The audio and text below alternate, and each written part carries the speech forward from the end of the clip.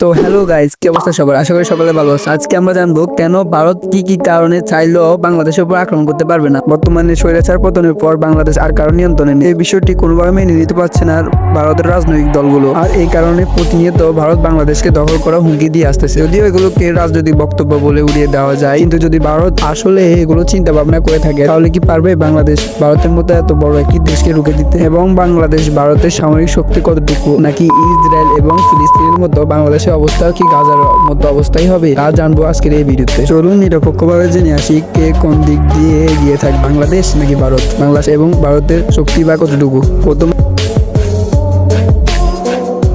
বলি ভারতের সেনা সম্পর্কে। ভারতের সেনা সংখ্যা প্রায় 13 লাখ, যা চীনের পর ভারতের অবস্থান। কিন্তু ভারতের সেনা সংখ্যা এত বেশি হওয়ার পরেও তাদের 3 ভাগের 2 ভাগ সর্বদা নিয়োজিত থাকে নিজেদের দেশের সার্বভৌমত্ব রক্ষার্থে। যেমন কাশ্মীর, 7 সিস্টার, মধ্যপ্রদেশ, ওই জায়গায় ভারতের প্রায় 2 অংশ ভারতীয় সেনা ওখানে মোতায়েন করা হয়েছে। আর ওদেরকে ওখানে থাকতেই হবে, না হলে তাদের 7 সিস্টার ও অনেক রাজ্য বিভক্ত হওয়ার প্রবল সম্ভাবনা রয়েছে। অন্যদিকে পাকিস্তানের একদল সৈনিক সর্বদাই সুযোগ খুঁজতেছে ভারতে আক্রমণ করার জন্য। এক্ষেত্রে ভারতের 8 লাখ সৈন্য প্রয়োজন এখন নিজের দেশ বাঁচাতে এবং পাকিস্তান অভ্যন্তর সেগুলো প্রতিহত করতে। এখানে শেষ নয়, চীন এবং ভারতের বর্ডারে আরো 3 লাখ সৈন্য নিয়োজিত রাখতে হয় চীনের আগ্রাসন থেকে নিজের দেশকে বাঁচানোর জন্য। কিন্তু অবশিষ্ট বাকি 2 লাখ সৈন্য নিয়ে যদি ভারত বাংলাদেশের উপর আক্রমণ করতে চায় তাহলে এটি ভারতের জন্য বোকামি ছাড়া আর কিছুই না। কেন বলতেছি এ কথা দাঁড়ান ব্যাখ্যা দিচ্ছি, উত্তেজিত হবেন না।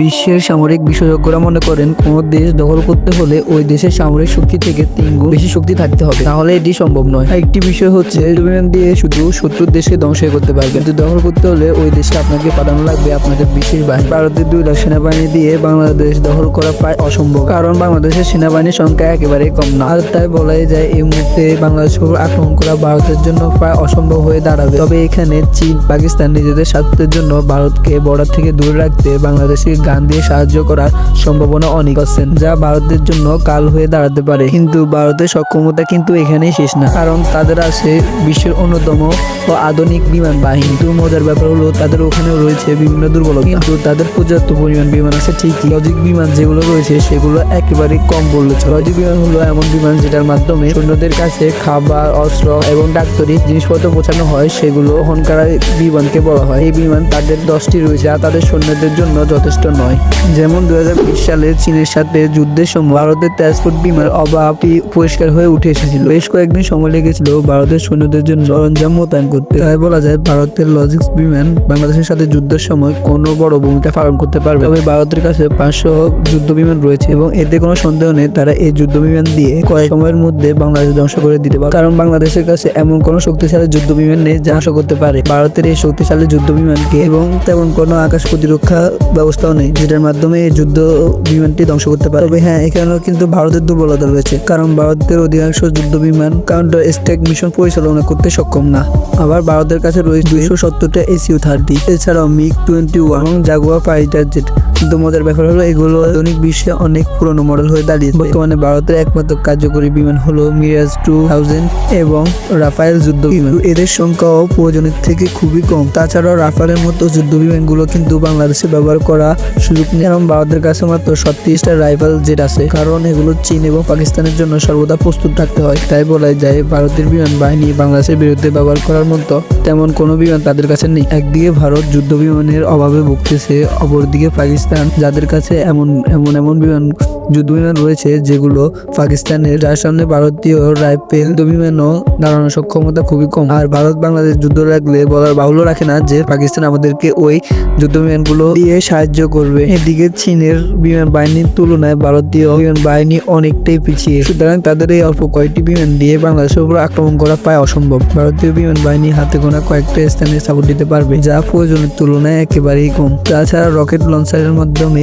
তাদের নিয়মিত যুদ্ধ বিমানগুলো ধ্বংস হবে, তার কারণে ভারতীয় বিমান বাহিনীর শক্তি ধীরে ধীরে কমতে থাকবে। আর এটাও মনে রাখতে হবে ধীরে ধীরে বাংলাদেশ পরিণত হবে যুদ্ধক্ষেত্রে, প্রাণ হারাবে হাজার হাজার নিরীহ মানুষ। তার মানে না যে বাংলাদেশের সামরিক শক্তি একেবারে পিছিয়ে আছে, বাংলাদেশও মিলিটারির দিক দিয়ে একটা শক্তিশালী দেশ। তাছাড়া বাংলাদেশ সেনাবাহিনী নতুন নতুন অস্ত্র কেনার দিকে মনোযোগী হচ্ছে। এছাড়াও এটাও মনে রাখতে হবে বাংলাদেশ দক্ষিণ এশিয়ার 3য়তম শক্তিশালী বাহিনী এবং এই বাহিনী তাদের সর্বোচ্চ দিয়ে লড়াই করতে সবসময় প্রস্তুত থাকে এবং এটা বলতেও ভুল হবে না, বাংলাদেশের পেশাদারিত্ব এবং তাদের সক্ষমতা ভারত থেকে অনেক অনেক এগিয়ে, কারণ বাংলাদেশ সেনাবাহিনী প্রতিনিয়ত বিভিন্ন দেশের যুদ্ধের অভিজ্ঞতা লাভ করতেছে। অপরদিকে ভারতের সেনাবাহিনীর যুদ্ধের অভিজ্ঞতা একেবারেই সীমিত। বাংলাদেশ সেনাবাহিনী জাতিসংঘের পক্ষ হয়ে প্রায় অর্ধ শতাধিক দেশে যুদ্ধ পরিচালনা করে আসতেছে। এতে তাদের দক্ষতা এবং বুদ্ধি ভারতীয় সৈন্য থেকে অনেক অনেক এগিয়ে এবং বাংলাদেশ যুদ্ধের দিকে অনেক মনোযোগী হচ্ছে। বিশেষ করে বাংলাদেশ সেনাবাহিনী আগ্রাসন নিবারণে বিভিন্ন দেশ থেকে বড় বড় সামরিক অস্ত্র সংগ্রহ করতেছে, যা বাংলাদেশের নিরাপত্তা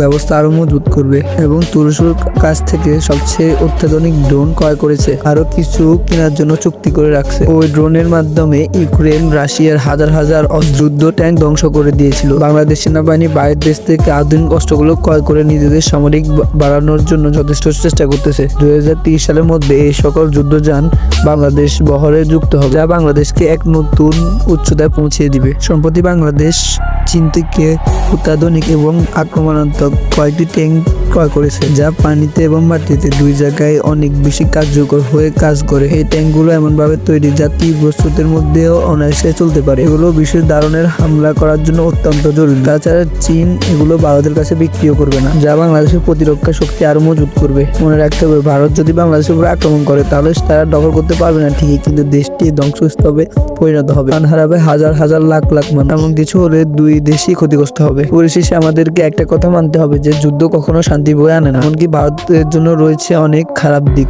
যেমন চীন পাকিস্তান ভারতের উপর আক্রমণ করবে, তাদের 7 সিস্টার আলাদা হওয়ার জন্য বিদ্রোহী বাহিনী এই সময় উঠে পড়ে লাগতে পারে। দুই দেশের জনগণের উচিত এমন কোনো উস্কানিমূলক কাজ না করা যাতে করে দুই দেশেরই ক্ষতি হয় এবং গুরুত্বপূর্ণ অঞ্চল সৃষ্টি হয়, এতে উভয় দেশই ক্ষতি হবে। যাই হোক, আজকের জন্য বিদায় নিলাম, পরবর্তী ভিডিওতে দেখা।